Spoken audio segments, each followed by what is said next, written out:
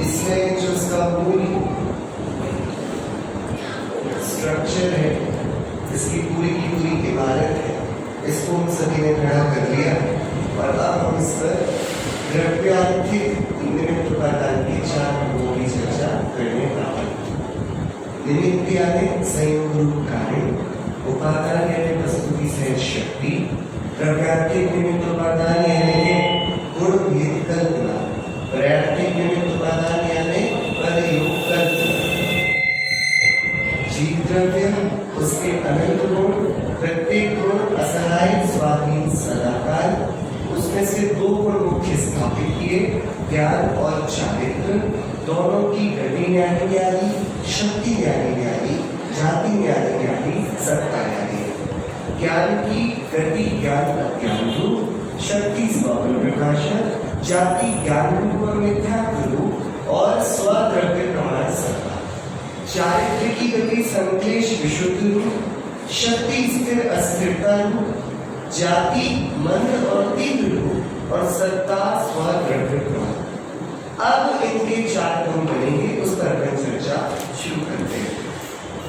अब इनकी व्यवस्था पृष्ठ के सबसे आखिरी, ना ज्ञान चारित्र के अधीन है और ना चारित्र ज्ञान के अधीन है। यह दोनों असहाय रूप है, यह तो मर्यादा अंग है। अब द्रव्यार्थिक चौगुनी का विचार, ज्ञान गुण निमित्त और चारित्र गुण उपादान। ज्ञान गुण क्या? निमित्त, और चारित्र रूप उपादान। जो कार्य इष्ट हो, हम जिसको देख रहे हैं वो उपादान कहलाता है, और जो उसके संयोग में द्वितीय खड़ा है ना, हम उसे निमित्त कहते हैं। जैसे आप पूछोगे पानी किसने गर्म किया, तो कोई बोलेगा अग्नि ने गर्म किया। तो देखो प्रयोजन है पानी का गर्म होना, तो पानी बना मूल वस्तु वो कहलाएगा उपादान। और अब आप बाहर ढूंढ रहे हो, तहकीकात कर रहे हो किसने किया, तो जो बाहर खड़ा है उसे क्या बोलेंगे? निमित्त। तो अभी हमें क्या कार्य करना है कि अभी प्राप्त चर्चा में 2 गुणों का निमित्त उपादान घटाना है। तो इसमें ये बोला गया कि चारित्र की उपलब्धि प्रकटता ये हमें इष्ट है। हमारे पास उसके लिए निमित्त रूप में क्या दिख रहा है कि सामने खड़ा है ज्ञान, तो इन दोनों को ज्ञान को निमित्त बनाकर चारित्र को उपादान का उल्टा भी कर सकते हैं।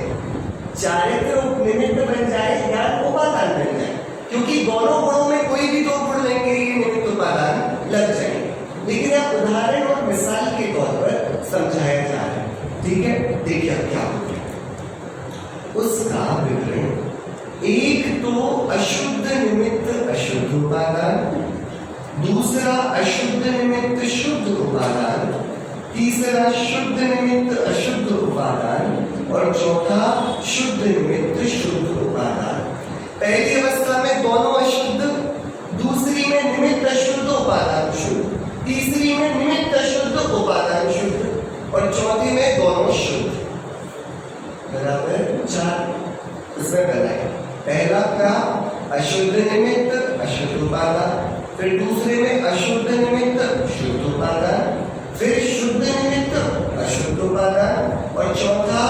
शुद्ध निमित्त शुद्ध उपादान। हमने दूसरे दिन की मतलब पहले दिन की द्वितीय चर्चा में हमने कुछ उदाहरणों से वाली बात समझी थी, पर हमने ढेर सारे उदाहरण बाहर के लिए थे कि देखो आदिनाथ भगवान का निमित्त शुद्ध निमित्त और मारीची का उपादान फिर भी अशुद्ध उपादान, बराबर। ये अपन ने वहां पर अलग अलग प्रकार से देखा, ठीक है। जैसे कि कथानक आता है, भैया उसको दिया जा रहा है विष और वो बन गया अमृत, बराबर। निमित्त शुद्ध है लेकिन उपादान की ताकत है, बराबर। तो इस प्रकार ये सारे के सारे हमने दो द्रव्यों में घटाए थे, यहाँ पर एक ही द्रव्य में घटाए जाए। कैसे? उसका विवरण सूक्ष्म दृष्टि देकर द्रव्य की एक समय की अवस्था लेना। कितनी अवस्था लेना? एक। कार्य एक समय में होता है ना, तो सूक्ष्म दृष्टि देकर द्रव्य की एक समय की अवस्था लेना। समुच्चय रूप मिथ्यात्व सम्यक्त्व की बात नहीं चलाना, यहाँ पर सम्यक्त्व मिथ्यात्व का प्रकरण नहीं है। यहाँ क्या प्रकरण है ये बताना है कि निमित्त उपादान दोनों होते हुए निमित्त उपादान को नहीं करता, उपादान निमित्त को नहीं करता। प्रकरण ये है ना, फिर चाहे मिथ्या दृष्टि के हो या सम्यक दृष्टि के। आप बताओ, मिथ्या दृष्टि पर द्रव्य का करता है कि सम्यक दृष्टि पर द्रव्य का करता है? कि परद्रव्य का तो कोई करता नहीं। मिथ्या दृष्टि मानता है मैं परद्रव्य को करता हूं इसलिए मिथ्या दृष्टि है, और सम्यक दृष्टि जानता है कि होता स्वयं जगत परिणाम, मैं जग का करता क्या था, इसलिए वह सम्यक दृष्टि है। तो यहाँ मिथ्या तो सम्यक की बात नहीं।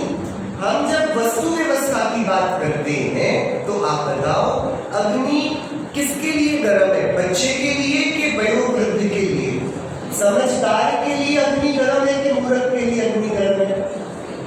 कि अग्नि तो गर्म है, चाहे उसे चेतन छुए या अचेतन लकड़ी छुए, अग्नि का लोगों को देखकर व्यवहार बदलता है क्या? तो वस्तु व्यवस्था में सम्यक मिथ्यात्व की बात नहीं आती है, वो तो दृष्टि में आती है। वस्तु तो सभी के लिए एक जैसी है। तो क्या बोल रहे हैं?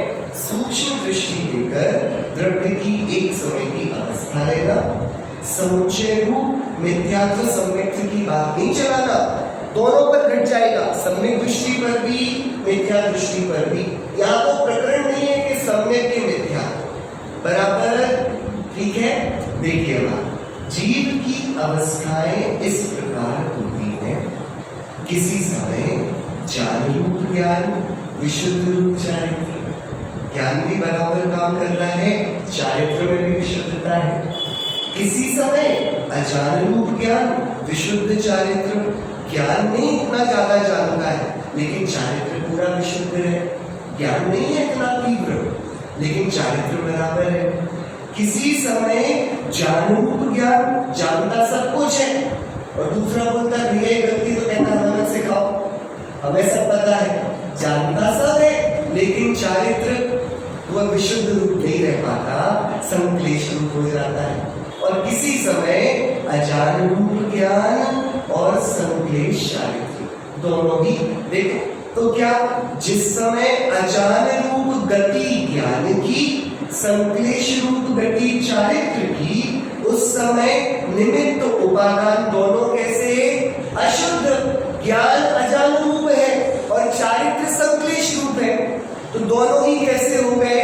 अज्ञान रूप ज्ञान सो अशुद्ध निमित्त और संक्लेश रूप चारित्र सो अशुद्ध उपादान, बराबर। अरे भैया एकदम सरल। अज्ञान रूप ज्ञान यानी कि ज्ञान की दो गति बताई थी ना, ज्ञान रूप गति और अज्ञान रूप गति। तो अज्ञान रूप गति मतलब अशुद्ध गति और ज्ञान रूप गति मतलब शुद्ध गति। तो जब अज्ञान रूप ज्ञान तो निमित्त कैसा हुआ? अशुद्ध। और उस समय चारित्र की भी दो गति, संक्लेश रूप गति या विशुद्ध रूप गति। तो संक्लेश रूप गति हुई तो चारित्र भी कैसा हुआ? उपादान भी कैसा हुआ? अशुद्ध। सरल है। दूसरा, किसी समय अज्ञान गति रूप ज्ञान और विशुद्ध गति रूप चारित्र, उस समय क्या? निमित्त अशुद्ध लेकिन उपादान कैसा? शुद्ध। अशुद्ध निमित्त, शुद्ध उपादान, बराबर। तीसरा, किसी समय ज्ञान रूप ज्ञान, संक्लेश रूप चारित्र। ज्ञान चार रूप है, लेकिन चारित्र में कैसे परिणाम है? संक्लेश रूप परिणाम। तो क्या हुआ? उस समय शुद्ध निमित्त, अशुद्ध उपादान, और किसी समय ज्ञान रूप ज्ञान, विशुद्ध रूप चारित्र, उस समय शुद्ध निमित्त, शुद्ध उपादान।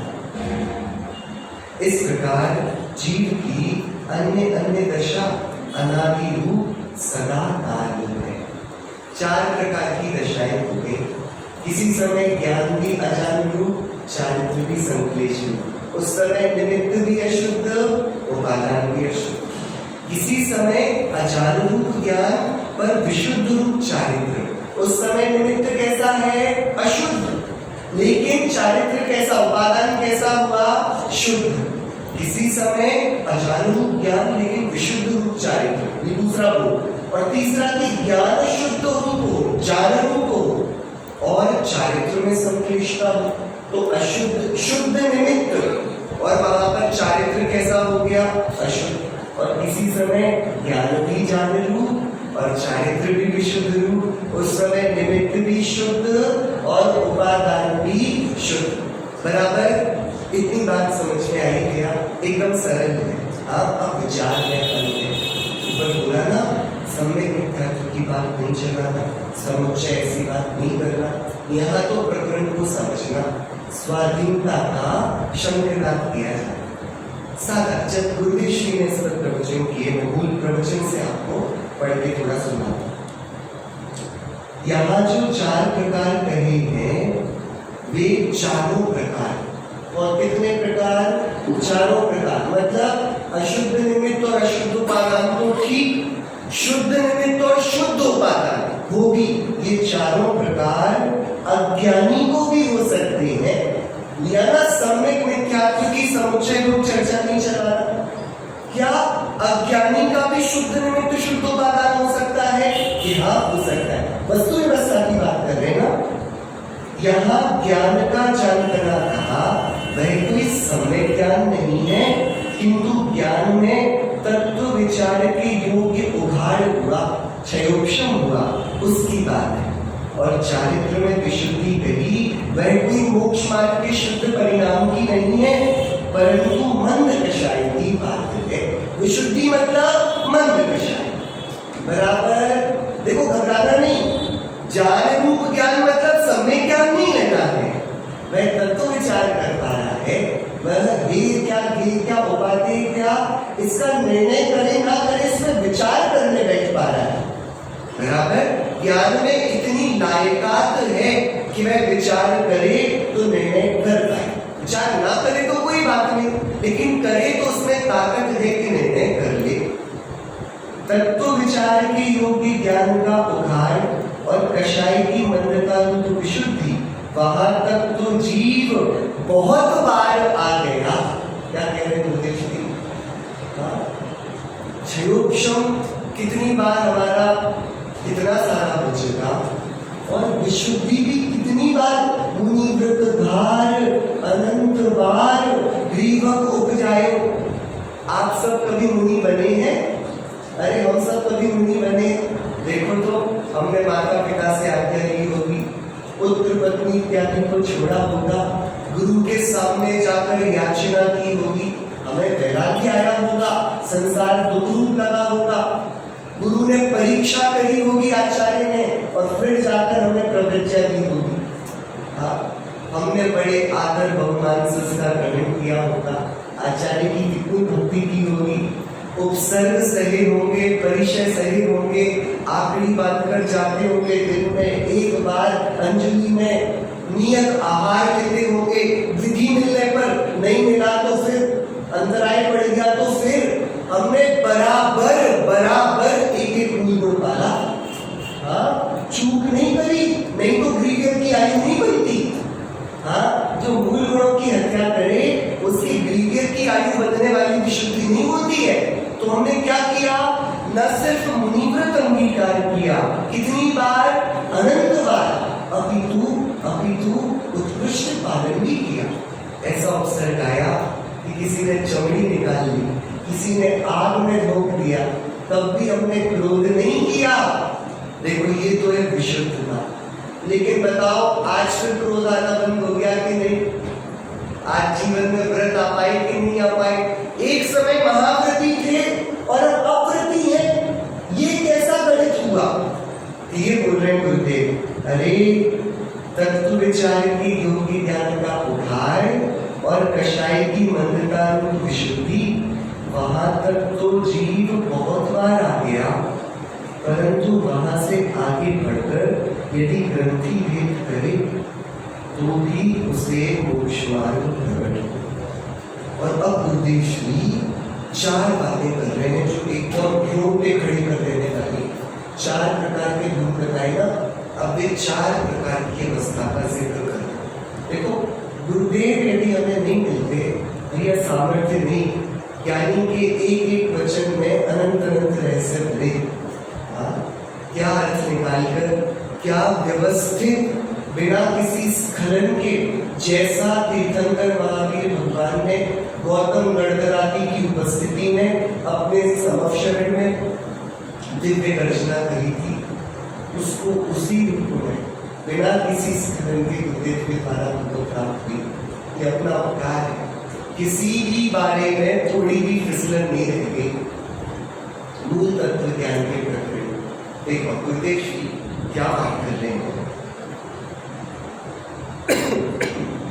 निगूढ़ इत्यादि के जीवों को ज्ञान इतना आकर्षित तो हो गया है कि तत्व विचार की शक्ति ही नहीं है।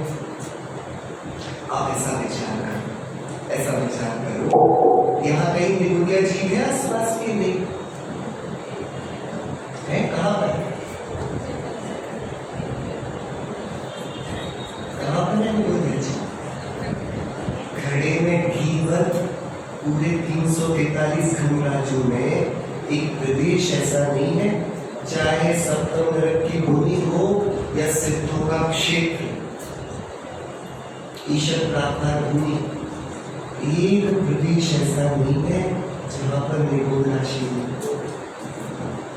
अब क्या करें, हमने निगूढ़ का वर्णन सुना, दास भ्रमण की है बहु कथा,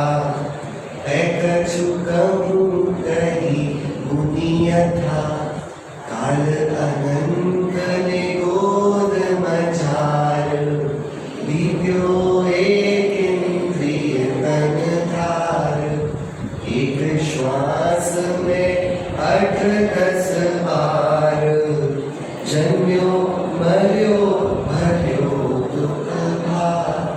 देखो कैसी विडंबना, सबसे कम आयु होती निगूढ़ की और सबसे ज्यादा स्थिति बिताई जाती निगूढ़ में। कैसा विरोधाभास, जीवन सबसे कम समय का और स्थिति के काल अनंत निगूढ़ मझार, मतलब जितनी कम आयु और जितना लंबा रहे उतनी ज्यादा बार जन्मे मरेगा। जन्म्यो मर्यो भर्यो दुख भार, जन्म मरण से फुर्सत नहीं मिली भैया। तब ये ठंडी गर्मी के दुख नहीं थे, भूख प्यास के दुख नहीं थे, यही दुख था कि लो जन्मे लो मर गए, लो जन्मे लो मर गए। एक श्वास कितना होता है? हाँ भैया बोलो, एक श्वास कितना होता है? एक श्वास 1 मिनट में सामान्यतया कितने? 78, मतलब अपन उसको गिनती करें तो एक श्वास किस हिसाब से निकाला जाएगा? कौन सेकंड का लगभग आता है एक श्वास, उसमें कितनी बार? 18। एक श्वास में 18, कौन सेकंड के 18 टुकड़े करो, उसमें ही उसका जन्मदिन है, हैप्पी बर्थडे टू यू वाला। क्या वो अपना स्वागत अभिनंदन करे, केक काटे, कैंडल फूके, क्या करे? और वहीं ये जन्म हुआ और वहीं पर डेथ एनिवर्सरी है। हाँ, शोक सभा तो रखी जाएगी कि जब तक शोक सभा रखोगे दोबारा जन्म हो गया। ये दृश्य। अब गुरुदेव श्री पूछते हैं, यहाँ पर पंडित बरासी दास जी पूछते हैं, तीर्थंकर महावीर स्वामी पूछते हैं, भैया बहुत गंभीर बात है, सूक्ष्मता से उपयोग देगा। हमें पता पड़ा यहाँ इतने सारे निगोदिया जीव। देखो हम सबकी मदद तो नहीं कर सकते, लेकिन कुछ को तो निगोद में से बाहर निकाल कर लाए। आप बताओ, कोई कसाई एक गाय को बांधकर आपके घर के सामने से ले जा रहा होगा, गाय चिल्लाती होगी, खींचती होगी अपनी गर्दन दूर, और वो कसाई उल्टा खींचता होगा। आप नहीं खड़े हो जाओगे 2 मिनट, बोलोगे भैया क्या बात है? आप छुड़ाने का प्रयत्न नहीं करोगे, हृदय में करुणा आएगी कि नहीं? देखो ये तो दिख गई गाय। अब आपको केवल यानी भगवान की शरण में आने पर स्वयं इंद्रियों से तो नहीं दिखे, पर आगम प्रमाण से एक इंद्रिय जीव राशि दिखी तो हृदय में अब करुणा आई। अरे इतने सारे जीव इतना लंबा जन्म मरण करेंगे, क्या मैं इनकी मदद नहीं कर सकता? तो अब आप बताओ, इधर निगोदिया जीव है ना, मैं बाहर की बात नहीं कर रहा, मेरे पास जो मैं इसको निगोद में से कैसे निकालूं? बोलो। ऐसा करता हूं, मेरे घर में वो मशीन रखी है, हाँ उसको चालू करो, बोलती ओम नमो अरिहंतारम, ओम नमो सिद्धाय, वो लगा के छोड़ देता हूँ। यहाँ के प्रदेश अच्छी पॉजिटिव वाइब आएगी ना, यहाँ का वातावरण, तो आसपास के निगोदिया जीव जल्दी से नमोकार मंत्र के प्रभाव से निकलेंगे नहीं निकलेंगे बाहर? बताओ, मंदिर के निगोदिया जीव जल्दी बाहर निकलते हैं कि आपके घर के निगोदिया जीव? अरे बोलो तो जरा, कैसे निकाले? ये निगोदिया जीव यहाँ पर है, आपको इस पर करुणा आ रही है, इसको बाहर निकालो। कैसे निकालोगे? नमोकार मंत्र सुनाओगे? यार इसके कान में, तो उसको मंदिर में भगवान के दर्शन तो करा दो, उसकी आंखें में। उसके ज्ञान का जानपना नहीं, उसके ज्ञान कैसा है? अजान रूप है। कैसा है उसका निमित्त? अशुद्ध निमित्त। उसको समझा सकते हो? अरे समझा सकते हो क्या? क्या किया, क्या उपाय किया जाए? रिद्धिधारी मुनिराज को बुलाया जाए, भगवान के समोशरण में दिव्य ध्वनि कराई जाए, तब तो निगोदिया जी सुन लेगा ना कि देखो कितना क्रूर संसार है। वो निगोदिया जी अशरण है, आप चाह के भी मदद नहीं कर सकते, और आप दूसरे निगोदिया जीव की क्या बात करते? जब हम निगोद में थे, किसने हमारी मदद करी? बताओ। तो अब निगोदिया जीव को बाहर निकलना है निगोद से। भैया तो कोई उपाय है, कोई योजना है? रोज मंदिर आने लगे, स्वाध्याय करे, भगवान का अभिषेक करे, नमोकार मंत्र सुने, थोड़ा उपवास रखे, कैसे निकलकर आएगा निगोद से बाहर? उसको ये तो बोल सकते हो ना, भैया संकलेश परिणाम मतलब बोल सकते हो क्या? तो उसको तो इतना ज्ञान होगा ना कि कशायनी करनी, कशायनी करनी, कशायनी करनी है कि नहीं? उसको उसका निमित्त भी है शुद्ध, और उसने अनंत काल बिता दिया, इसका मतलब उसका उपादान भी शुद्ध। अनंत काल बीत गया। अब बताओ, क्या ये निगोदिया जीव निगोद से कभी बाहर नहीं निकलेगा? अरे नहीं निकलता तो हम यहाँ कैसे बैठे होते? हाँ, तो वो क्या जादू हुआ कि वो निकल आया बाहर से? उसको किसने पाठ पढ़ाया? कि अरे वही तो बात यहां चल रही है, उसके ज्ञान में तो शक्ति नहीं, तो ज्ञान तो नहीं कह सकता कि चल विशुद्ध रूप परिणाम कर, विशुद्ध रूप परिणाम कर, लेकिन चारित्र कैसा है? असहाय स्वाधीन सदा का। किसी काल में उसी निगोदिया जीव के उपादान चारित्र विशुद्ध रूप होता है, बिना किसी के समझाए होता है, बिना किसी के सिखाए होता है, अशुद्ध निमित्त के रहते, अजान रूप ज्ञान के रहते, उसके अपने आप संकलेश से पलटकर विशुद्ध परिणाम होता है। और जब वो विशुद्ध परिणाम होता है, तभी आयु का बंध होता है। दुर्लभ लगी जो चिंता मणि, त्यों पर आय लगी कृष्णतनी। आप लोग रोज मंदिर से घर और घर से मंदिर जाते हो, कभी रास्ते में एक आध हीरा पड़ा मिलता आपको? किसी को अपने 20, 30, 40 वर्षों के इतिहास में सड़क पर हीरा पड़ा मिला? चलो हीरा तो जाने दो, सोने की अंगूठी पड़ी मिली 10 तोले की, अरे वो जाने दो। पहले 2-2 हजार के नोट चलते थे किसी जमाने में, अब तो गायब हो। 2000 का नोट पड़ा मिला, 1-2 रुपए, चवन्नी, अठन्नी, ये सब कई बार मिल गए। पंडित दौलत राम जी क्या कहते हैं, देखो लोक में तो सामान्य मणियों का मिलना नहीं देखा जाता। अब ये सोचो कि आप मंदिर के लिए घर से निकले और रास्ते में चिंतामणि, रत्न, पारस मणि पड़ी मिल गई। ये सामान्य बात है कि सहस्त्राब्दियों में किसी एक बिरले व्यक्ति के साथ होगी धन्य कुमार जैसे। ये रोज रोज की घटना है। ऐसे बोले कि एक इंद्रिय से वो विष्टा का नट हुआ ना, 2 इंद्रिय, ये कोई पाप के उदय में विष्टा का नट नहीं हुआ है, वो पुण्य के, कितना पुण्य, दुर्लभ लही जो चिंतामणि, त्यों पर जाए लही त्रसतणी। क्या देव बन गया हो? नहीं, लट पिपील अली आदि शरीर। क्या बनना चिंतामणि रत्न जैसा है? लट विष्टा की मल का कीड़ा बन जाना, ये इतना पुण्य का उदय है जो अनंत काल में नहीं हुआ था। काल अनंत निगोद मंजाल। भैया आपको समझ में आ रही बात नहीं? बहुत गंभीर है। देखो कितनी पलट गई पूरी इक्वेशन। पहले ना तो ज्ञान था ना विशुद्धता थी, तो अनंत काल बीत गया, हमको लगा कोई शरण नहीं, तो स्वभाव ने खुददारी से बोला, रे तू कैसे बोलता है कोई शरण नहीं। उसी समय चारित्र ने विशुद्धता करी, उसको ज्ञान ने नहीं बोला, उसको दर्शन ने नहीं बोला, तीर्थंकर ने नहीं बोला, अरिहंत ने नहीं बोला, सिद्ध ने नहीं बोला, आचार्य उपाध्याय साधु ने नहीं बोला, साधर्मी नहीं मिले, जिनवाणी नहीं मिली, चौथा काल, पांचवा काल, छठवा काल, विदेह क्षेत्र, भरत क्षेत्र, मृक्ष खंड, कुछ नहीं मिला उसको। उसके पास उसकी उपादानगत योग्यता थी। अशुद्ध निमित्त के साथ जब शुद्ध उपादान आया, तब जाकर हम निगोद से बाहर आए।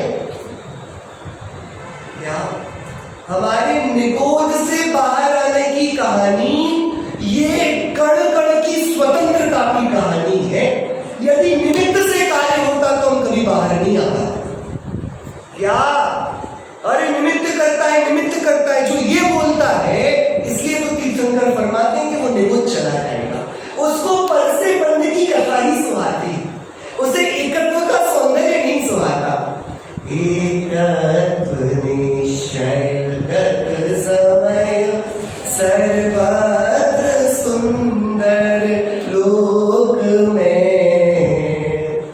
सौंदर्य तो ये, लेकिन वो धिक्कार है उससे बने बंधन कथा जुगे रोदनी एकत्व में। ऐसा आज तक देखा ही नहीं गया कि किसी वस्तु ने अपना एकत्व छोड़कर दूसरे से काम कराया हो। लेकिन तब भी यह धिक्कार है इस परिणति को जो हर एक कार्य को पराधीनता से देखती है। ये कैसे हो गया? किसने किया? क्यों ऐसा हुआ? मेरे साथ ही क्यों हुआ? मैंने तो सब सही किया था। अरे भैया सुन, ये सारे कार्य अपनी योग्यता से, अपने योग्य उपादान की सहज शक्ति से अपने काल में होते हैं, किसी के कराए नहीं होते। यहाँ तो एक द्रव्य का एक गुण बुरा चल रहा है, ज्ञान अजानुरूप चल रहा है। उसी द्रव्य, उसी गुण का पड़ोसी चारित्र, जिधर पर ज्ञान की सत्ता है ना द्रव्य प्रमाण, वहीं पर चारित्र की सत्ता है। ये अजानुरूप चल रहा है। उपादान बोलता है तुझे उल्टे रास्ते जाना तो जा, मैं तो पीछे मरूं।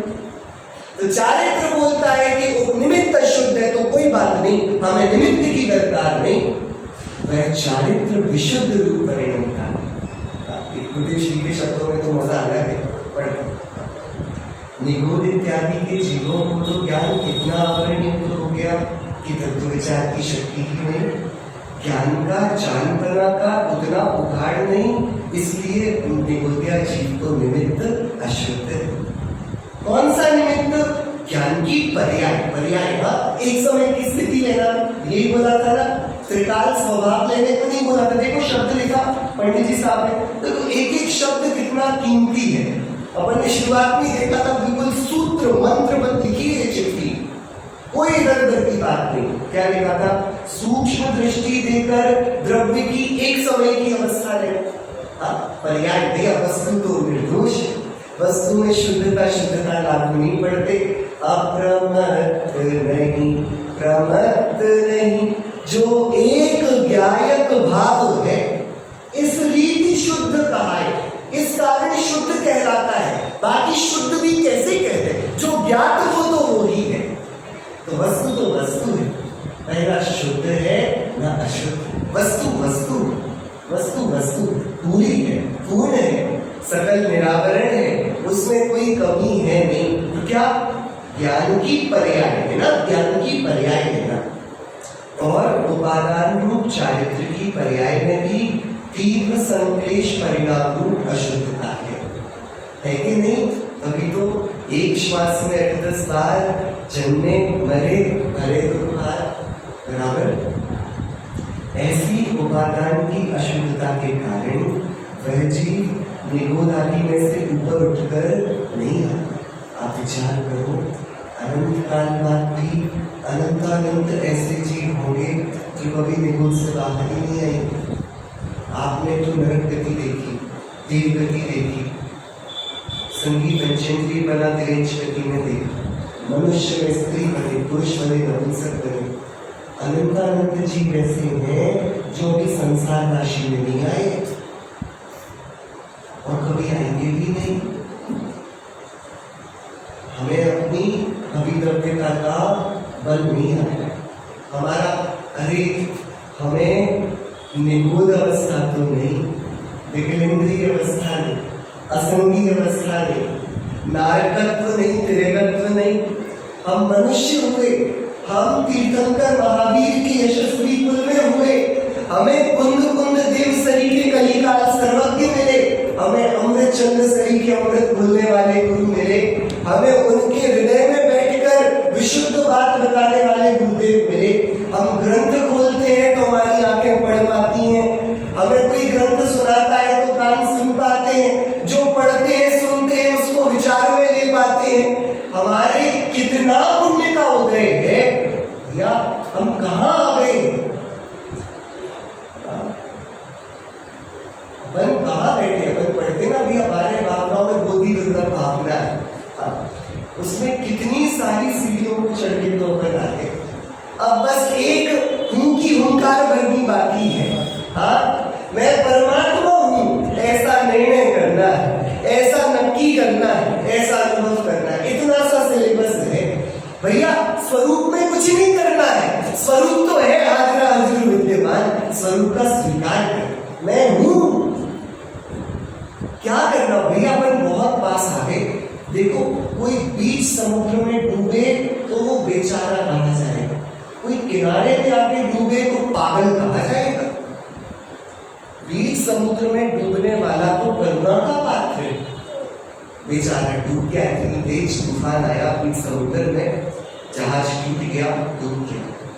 कोई किनारे पर चढ़ा है, 10 दिन से किनारे पे घूम रहा था, वहीं पर लहरें अच्छी आ रही थी तो लहरों के ऊपर तैर रहा था। 10 दिन से मित्र बुला रहे थे, चल सामने किनारा है, चल सामने किनारा है, अरे अभी बहुत टाइम है, बहुत टाइम। पता पड़ा बीती शाम ऐसा तूफान आया, डूब गया। कहाँ डूबा? किनारे पे। बेचारा है कि मूर्ख था? अरे बोलो, जिसको अवसर प्राप्त ना होता उसे ना कोई चारा है, वो तो बेचारा है। पर जो अवसर पाकर खोता वह दुर्मति का मारा। देखो, वो तो दया करुणा का। चींटी को आप सिखाओ दिग दर्शन करो, उसको उनने हर दिया, वो तो हमारी करुणा किया, उसके लिए कोई शरण नहीं है, वो तो हमारे हृदय में जिनेश्वर देव की वाणी है, तो अपन उसके लिए शरणभूत बने।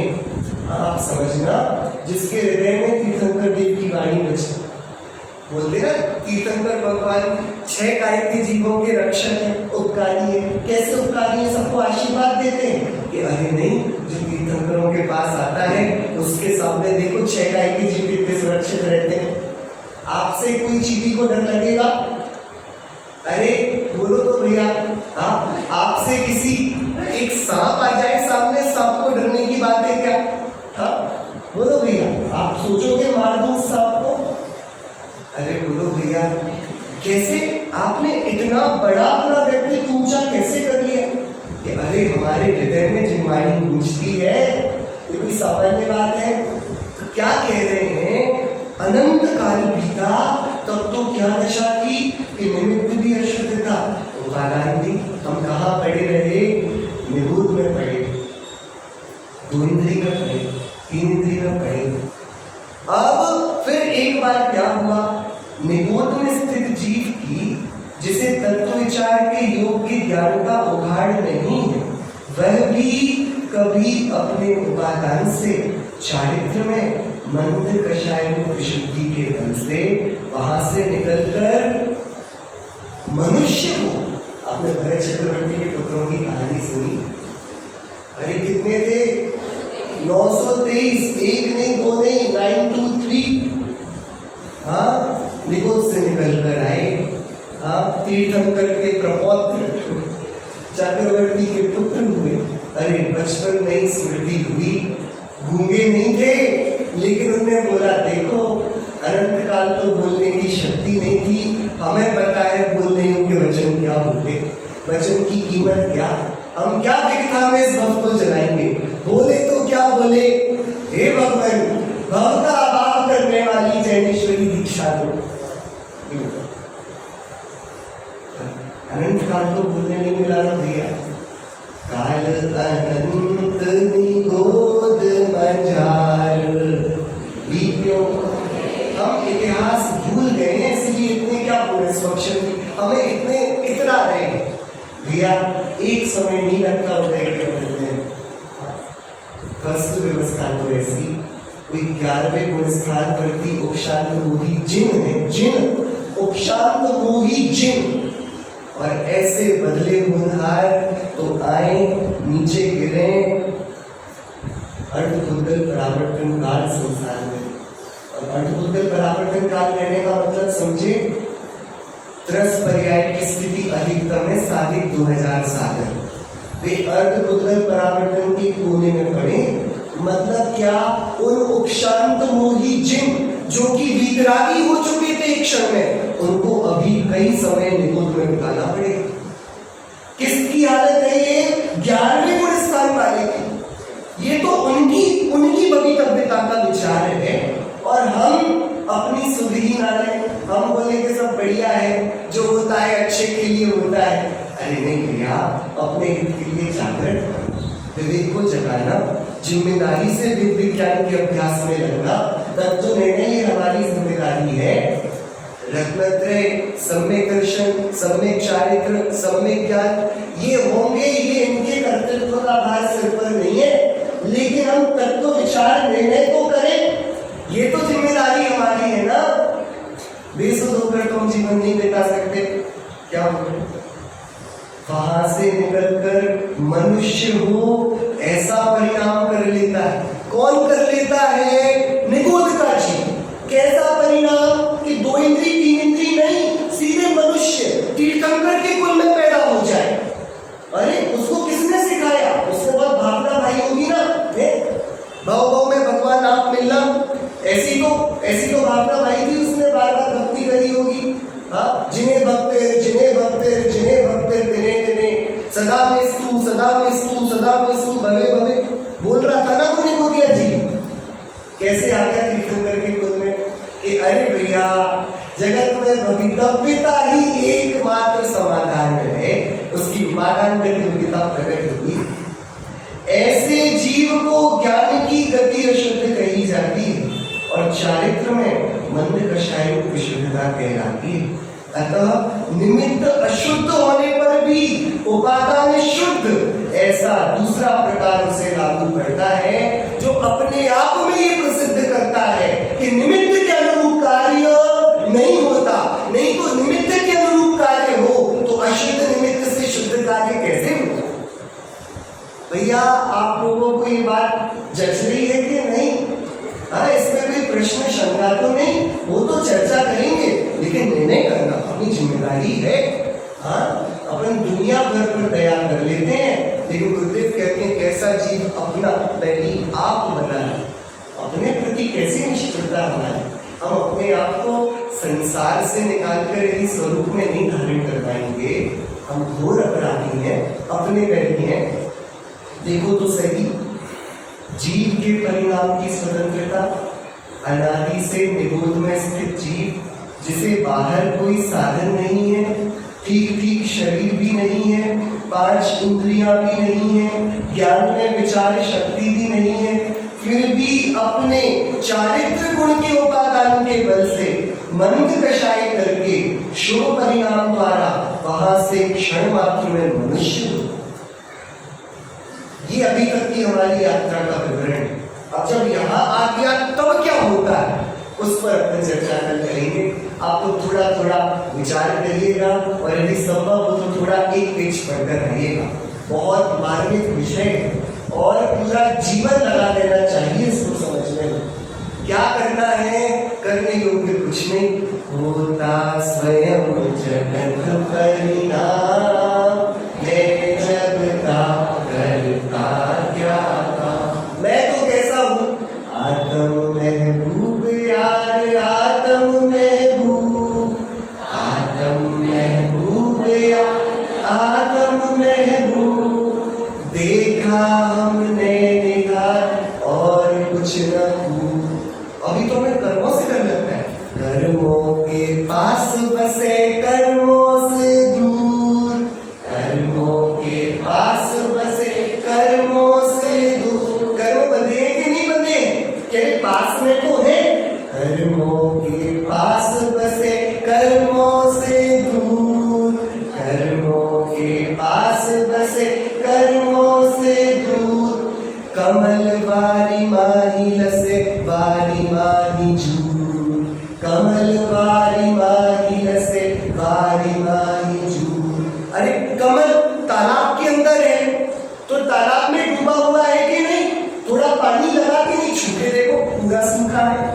कर्मों के पास कर्मों से बंधा के नहीं, अरे छूटे तो देख स्वभाव को, कर्म की उसमें गंध भी नहीं। ऐसा आत्म